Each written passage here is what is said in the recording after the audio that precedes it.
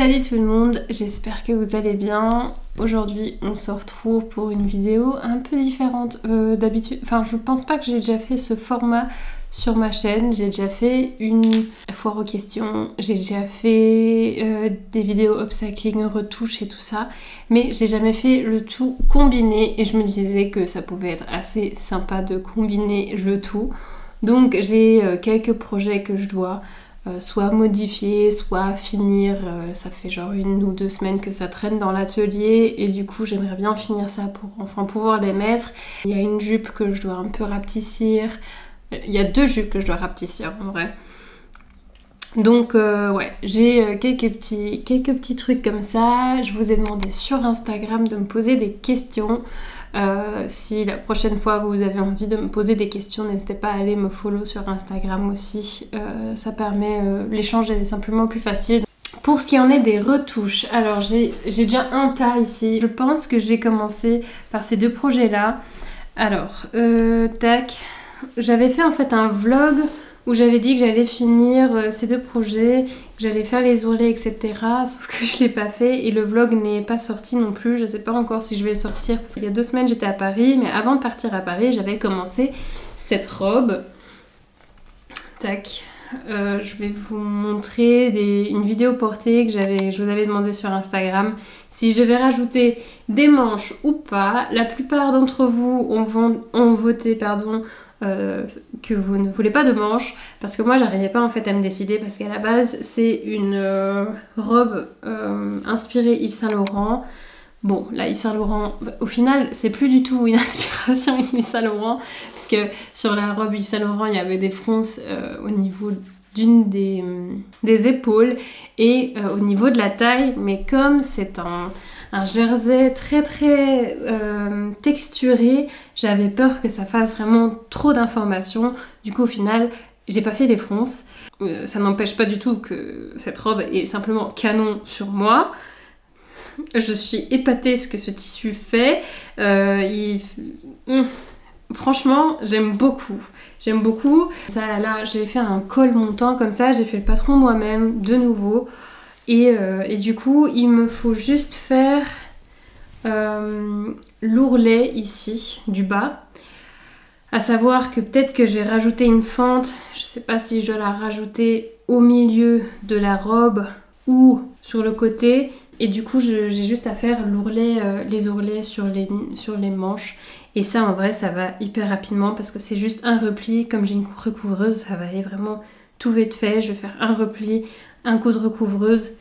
Et puis, on n'en parle plus. Ensuite, j'ai ce top loup. C'est ça? Ouais. Ce top loup de Relève Studio que, du coup, j'avais fait avec vous dans ce vlog.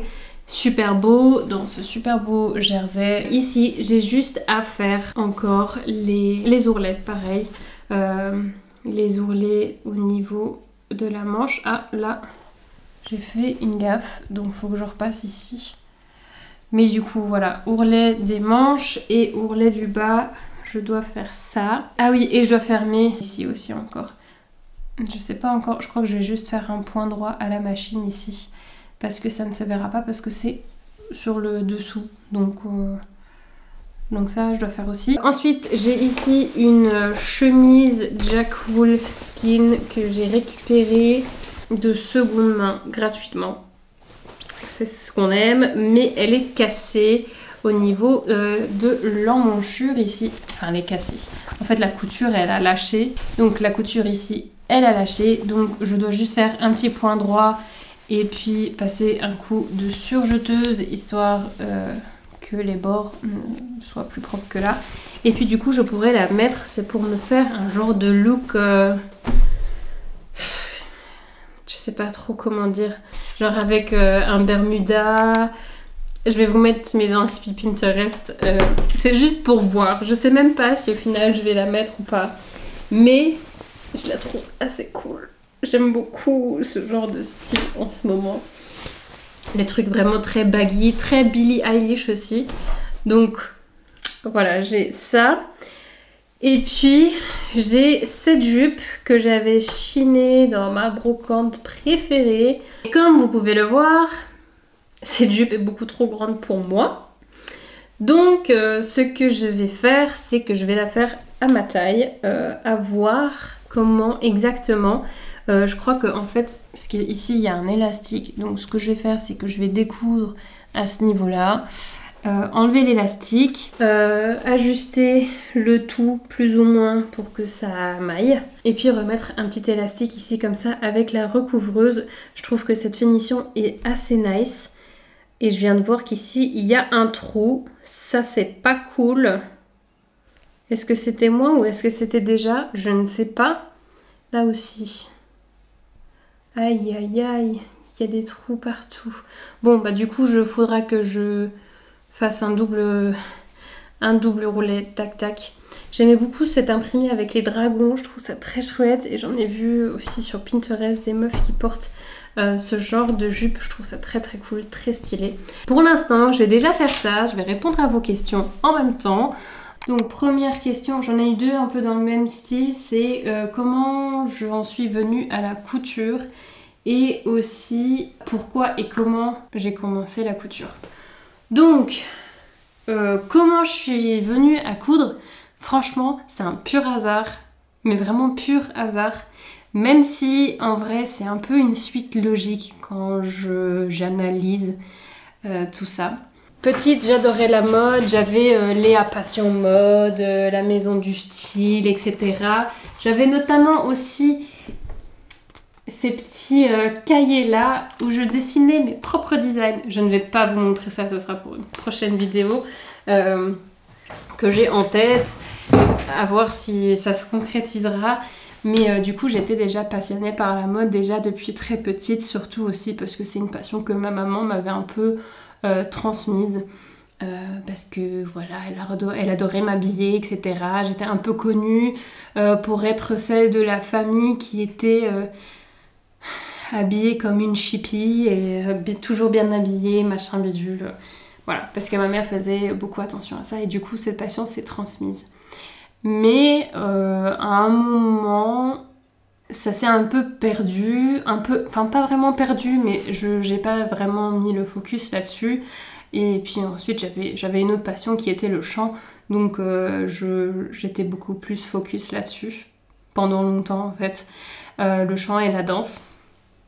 Et je calculais pas vraiment la couture, même si je me rappelle étant très petite, genre 7-8 ans, recevoir pour Noël une machine à coudre, mais vraiment pour enfants, et que j'essayais de la prendre en main, mais que j'avais pas réussi. Ça, je me rappelle un peu, genre vaguement, j'ai des images. Je me suis jamais intéressée à la couture plus que ça. Et puis vint le confinement, comme beaucoup d'entre nous. Et du coup, ma maman, elle a ressorti sa machine à elle pour nous faire des masques parce que, bah voilà, grosse panique partout, machin bidule, faut mettre des masques, etc. Et on avait encore, je sais pas, des chutes, enfin, elle avait encore des chutes de tissu qui avaient bien 10-15 ans. Et puis j'ai vu ça et je me suis dit, mais c'est trop cool en fait. Là, on peut faire plein de trucs en fait avec ça, c'est trop chouette. Et sur un coup de tête, j'envoie un message à ma maman, genre si on n'a pas du fil élastique en bobine comme ça. Parce que j'avais vu un haut et j'avais vu des tutos sur YouTube comme quoi c'était super facile de faire les tube tops qui sont genre élastiqués avec des smokes. J'en ai fait aussi un petit tuto, petit instant promo. Si vous avez envie d'aller voir ce tuto, n'hésitez pas à aller le voir. Mais ouais, du coup j'avais vu ça et je voulais faire ça. Bon, bien sûr on n'avait pas d'élastique donc j'ai pas pu le faire. Et comme c'était le confinement, on pouvait pas sortir, c'était difficile de choper les trucs. Mais il me semble quand même que je l'ai fait à un moment, je sais pas comment j'ai réussi à choper cet élastique. Mais il me semble que à un moment, je l'ai quand même fait et c'est ce top là. J'ai la photo aussi encore qui est sur mon Instagram. Je ne le mets plus parce qu'il s'est détendu à la longue, mais franchement, je le chéris un petit peu, ce petit top là. Je l'aime d'amour, même si c'est tout con à faire, mais ouais. Donc c'est comme ça que j'ai commencé, le confinement. Suite à ça, bah, j'ai fait beaucoup d'upcycling, j'ai pris des anciennes chemises, etc. J'ai bidouillé un petit peu avec YouTube en regardant surtout How to Slay Oma's Kleiderschrank. Ouais, c'est du coup la chaîne allemande que je regarde, enfin que je regardais un peu moins maintenant, mais que je regardais beaucoup à ce moment-là, parce que j'étais un peu plus dans l'upcycling, j'avais un peu plus de respect par rapport aux autres créations, parce que je voyais pas non plus forcément comment faire, parce que je ne connaissais pas les patrons de couture à ce moment-là. Et ouais, un jour je suis tombée sur la chaîne de Raphaël DVN. Et là, il y a tout un horizon qui s'est ouvert. J'étais là genre, oh waouh, mais en fait, ça a l'air grave faisable. Et c'est super cool. Je sais même plus comment je suis tombée sur sa chaîne, mais je sais que je suis tombée amoureuse de cette femme tout de suite et de ses créations. C'est magnifique. J'adore son univers, je l'adore toujours. Mais ouais, du coup, j'ai découvert ça et les patrons, le monde du patron s'est ouvert à moi. Et c'est là qu'en fait tout a commencé en vrai. Comment j'ai commencé? Comment c'est plus par rapport... comment j'ai commencé? Avec YouTube en vrai. J'ai commencé d'abord sur la machine à ma mère. J'ai fait quelques projets, je crois j'en ai fait 2 ou 3. Après elle était un peu réticente, elle était genre oui mais fais attention parce que ma machine, je l'ai pas révisée depuis longtemps et pas que tu la casses. Et du coup je me suis dit bon allez, j'ai remarqué que... c'est son chouchou, je veux pas non plus faire n'importe quoi. Je me prends une entrée de gamme et puis on verra au pire si ça reste pas, ça reste pas. Mais j'étais quand même déjà assez sûre de moi de continuer cette passion parce que c'était super cool, c'était quelque chose de complètement nouveau et ça me faisait trop kiffer. Et du coup voilà, j'ai pas pris de cours de couture, jamais. Voilà. En gros, YouTube, autodidacte, quelques livres et encore. J'avais un livre avec les bases, mais au final, je l'ai pas tant utilisé que ça. Et puis c'est tout, hein. C'est tout, les patrons, et puis j'ai beaucoup analysé aussi les vêtements en soi et regardé, ok, comment on peut faire ça. Et puis plus ça allait, plus c'était facile. Et donc voilà. Ça fait déjà 4 ans maintenant. C'est fou. Et ça fait vraiment 4 ans parce que là on est en avril, je crois. J'ai une photo du jour où j'ai eu ma première machine à coudre. Et je crois que ça va faire vraiment 4 ans là. Donc ça c'est déjà assez fou. On continue avec la prochaine question qui est: c'est quoi la pièce que je rêve de coudre? Oh, difficile. Alors que je rêve de me coudre, ce serait, même si je suis pas sûre que je vais me marier ou je sais pas quoi, mais ce serait peut-être ma robe de mariée ou vraiment une robe haute couture, quelque chose de très impressionnant, un peu à la Maison Margiela. Je crois que ça, vraiment, je rêve de me coudre, sachant que j'ai pas forcément les skills encore pour. Peut-être que ça viendra un jour, parce que voilà, il faut savoir draper, etc. Ouais, je pense que ça, plus ou moins, c'est un de mes rêves. Mais j'ai pas vraiment une pièce concrète en tête.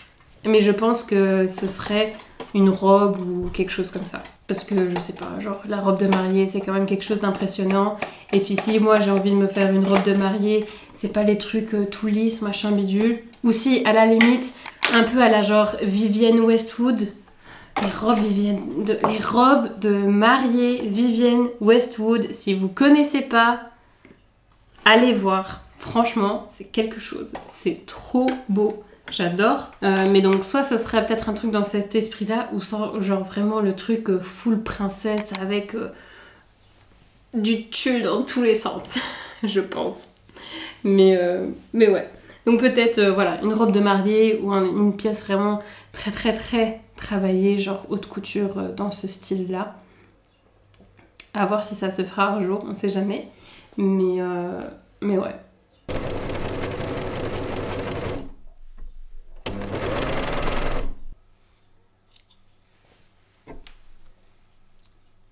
Je suis épatée de mes finitions.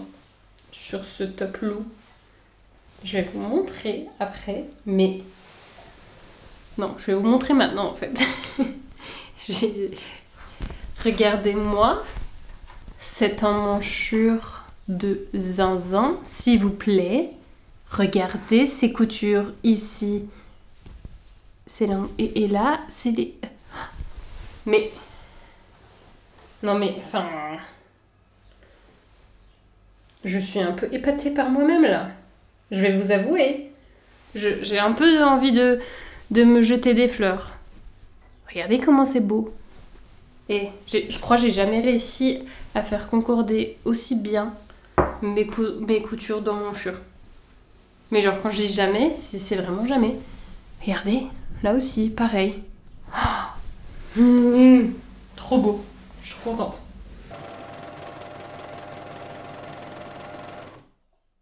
Les ourlets sont faits.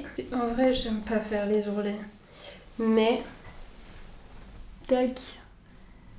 Comment c'est joli.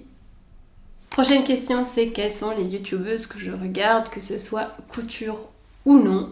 C'est Célia qui m'a en plus posé cette question. Donc bien sûr que je regarde Célia. J'adore son univers. Je l'ai découverte avec la couture, la vidéo couture en duo avec Raphaël. Et j'avais adoré, j'aime beaucoup. Elle a aussi un petit peu de lifestyle, elle parle de livres. Vous le savez, j'aime bien lire. Donc voilà, c'est ce que je regarde. Sinon, je regarde Jenna Phibbs qui en ce moment ne fait pas beaucoup de couture ni d'art créatif, mais elle est en train de retaper la maison qu'elle a achetée là. Et j'adore cette femme, elle est vraiment... d'une inspiration pas possible, je l'adore. Sinon, je regarde Magla qui est un gros coup de cœur. J'adore son humour, j'adore ce qu'elle fait, j'adore ses concepts. J'adore les sip and gossip, même si ça, normalement, c'est en premier lieu sur Twitch et puis ensuite ça vient sur YouTube. Mais j'ai pas forcément tout le temps d'être là pour les sip and gossip. Du coup, j'aime bien qu'il y ait la rediffusion. Donc j'adore regarder ça. Lena Situation bien sûr, pionnière du YouTube game français. Et elle, bon bah voilà, les vlogs d'août, j'en parle pas. J'adore. Sinon, on a qui d'autre? J'ai une autre qui s'appelle Naomi John que j'adore regarder. Elle fait... elle est un petit peu fofolle, j'adore.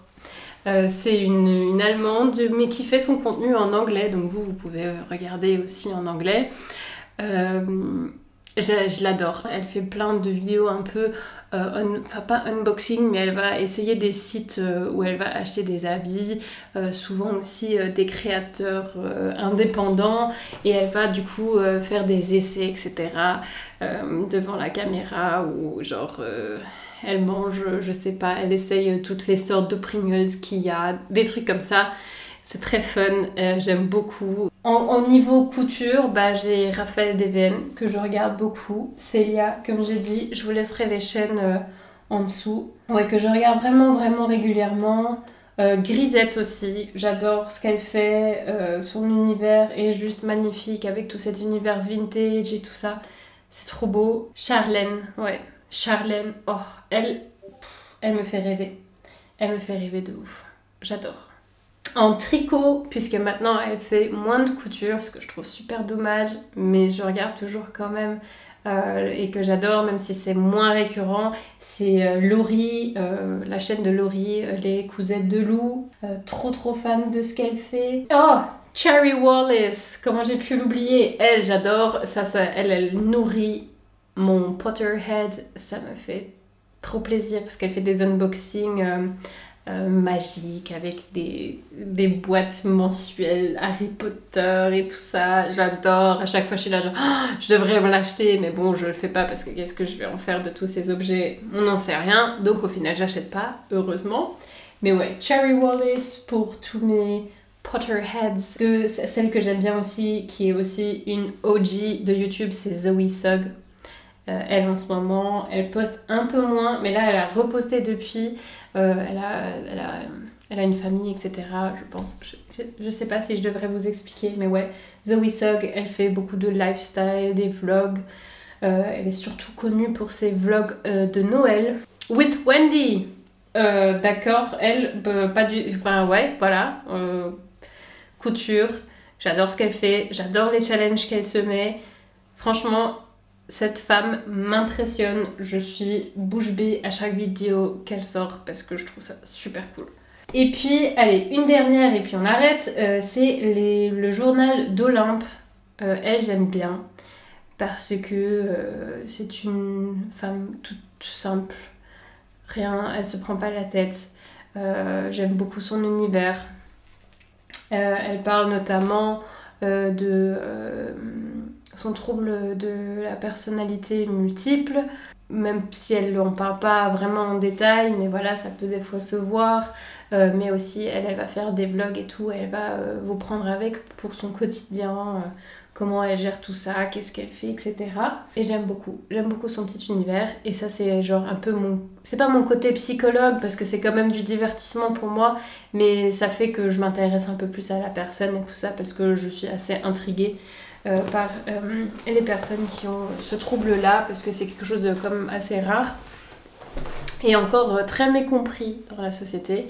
Et du coup, bah, ça permet un peu de m'ouvrir l'esprit tout en me divertissant. Voilà. Donc j'espère aller regarder bien sûr toutes les chaînes que je viens de mentionner. C'est des femmes que j'adore, que je recommanderais tous les jours. Donc ouais, n'hésitez pas à aller voir ça.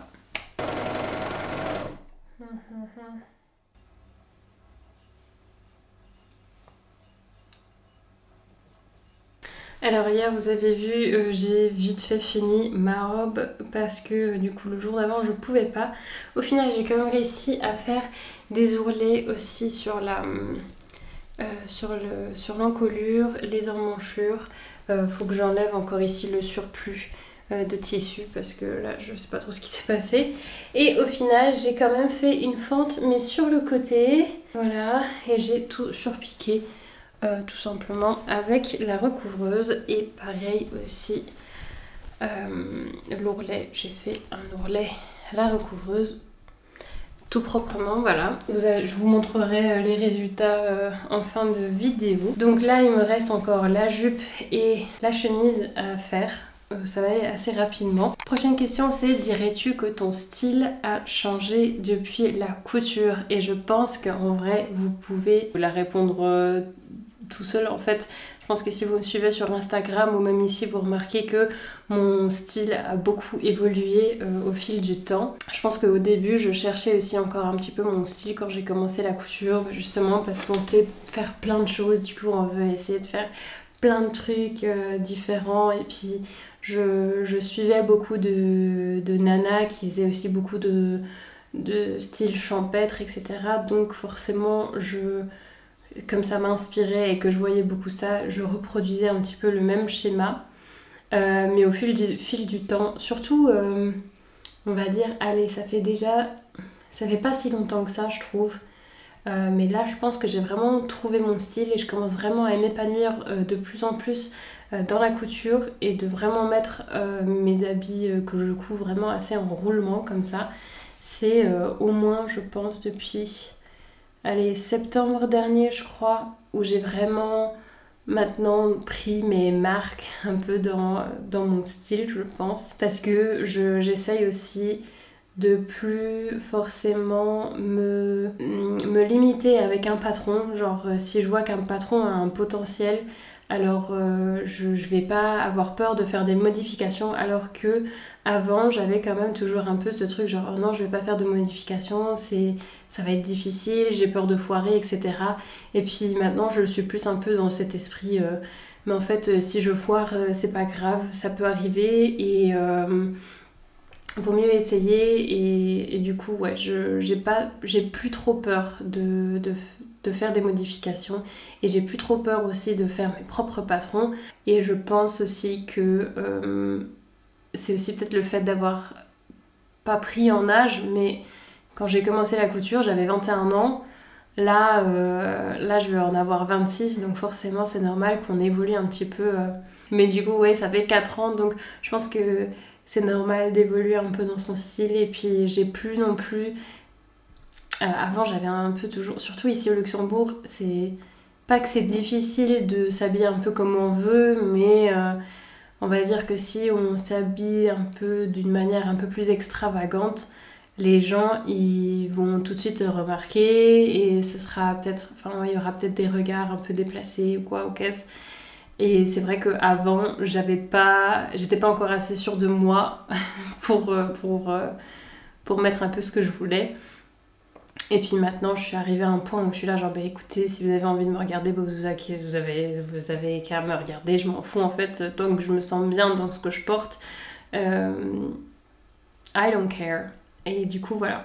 Et je m'inspire énormément des tenues Pinterest, surtout en ce moment, ça, là, les derniers temps, les derniers mois, c'est vraiment genre quand j'ai pas vraiment une tenue en tête, je me dis bon ok, je vais regarder sur Pinterest c'est quoi les tenues qui me plaisent et puis je regarde un peu ce que j'ai dans ma garde-robe et comment je peux recréer les pièces, enfin les tenues avec les pièces que j'ai.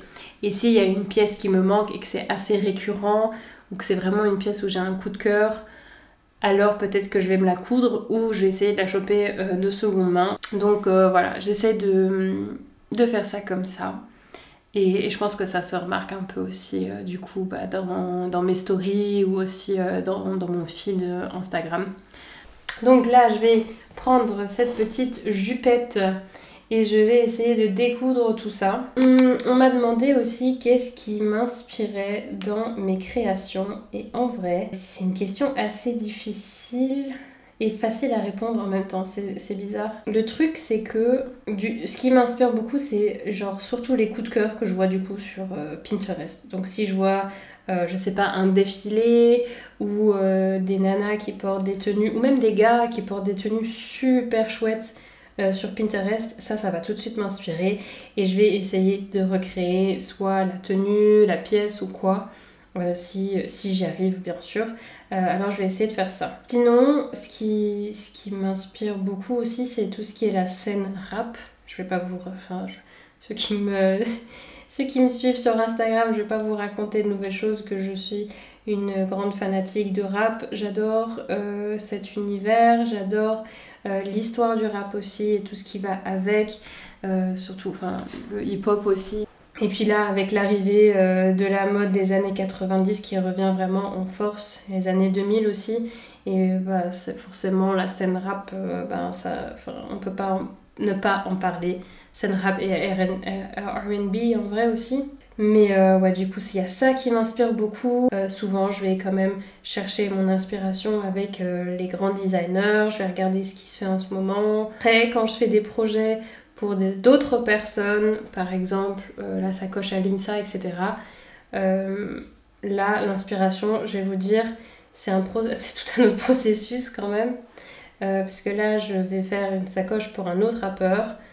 Et peut-être que je vais aussi faire encore si j'ai le temps jusque là, je sais pas encore. Mais je vais peut-être faire un autre projet aussi pour Limsa parce que je vais aller le voir à Liège la semaine prochaine. Donc peut-être que j'ai une petite idée en tête, mais je sais pas si je vais avoir le temps de réaliser tout ça. En tout cas, quand c'est pour des projets qui ne sont pas pour moi, je vais quand même essayer de coller le projet au plus proche de l'artiste.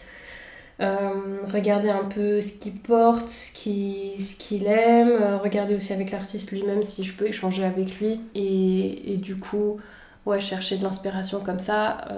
Je vous expliquerai ça de toute façon dans l'autre vidéo ou que je vais faire l'autre sacoche pour l'autre rappeur en question. Je vous expliquerai tout ça. En vrai, je prends l'inspiration un peu où ça vient. Je fais un peu attention aussi aux tendances quand même, parce que je crée du contenu aussi autour, donc forcément je dois quand même... Enfin, c'est pas que je dois, mais j'ai envie d'être aussi un peu au courant des tendances, etc.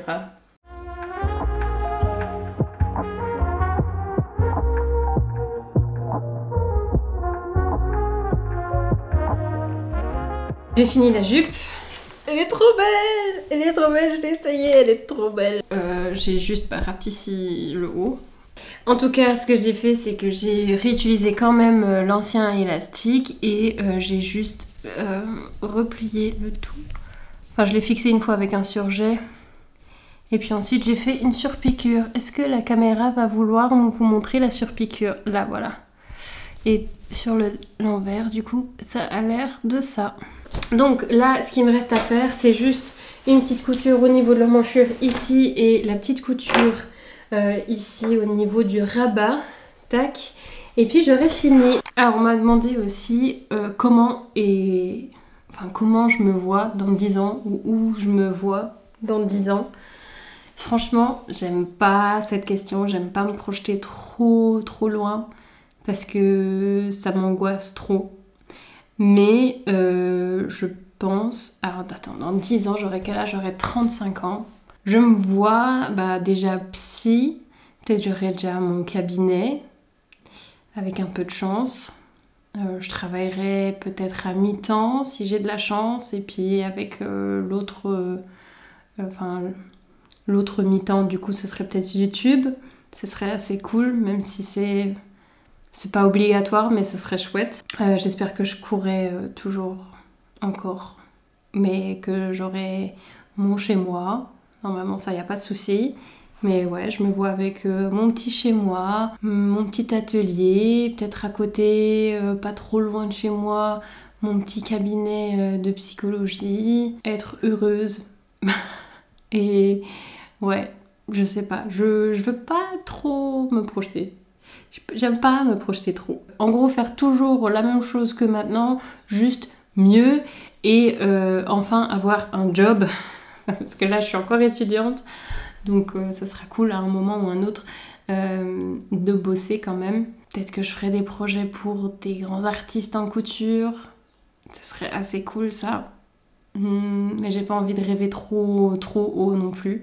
J'aime bien rester sur terre quand même. Ça va un peu avec genre quel est ton plus grand rêve? Je crois que mon plus grand rêve maintenant, en ce moment, c'est de sortir un coup une collection de vêtements genre limitée ou peut-être aussi genre travailler avec des artistes que ce soit rap ou pas hein, mais bon j'aimerais par exemple aussi Angèle, j'adore Angèle, si je pourrais lui faire un ensemble à elle un jour, ce serait complètement dingue.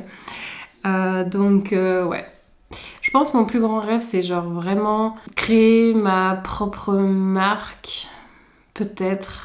Genre, mais vraiment avec des drops limités, genre il y aura 2 drops par année, c'est tout, avec des pièces limitées. Et genre vraiment juste pour le kiff. Je pense, je suis pas sûre, parce qu'en vrai j'aime bien juste me coudre des trucs pour moi. Mais plus le temps va et plus je montre ce que je fais, plus il y a la demande aussi, que ce soit en personnel autour de moi ou aussi en ligne. Il y a quand même pas mal de demandes, donc ça me fait un peu réfléchir. Et ouais, je me dis qu'il est jamais trop tard. Christian Dior lui-même a sorti sa première collection à 50 ans. Donc même si dans 20 ans, je me dis, allez maintenant on lance ma marque, je me dis que c'est ok. Même si, enfin genre c'est pas non plus mon but ultime de faire ça, mais genre c'est vraiment un rêve. Si ça se fait, bah tant mieux. Si ça se fait pas, c'est pas grave non plus, j'ai plein d'autres petits rêves encore, mais ça c'est vraiment un très très grand rêve. Et on verra si ça se fait, écouter. On verra où la vie me mène, mais je pense que ça c'est vraiment un petit rêve, un petit grand rêve que j'ai là en ce moment.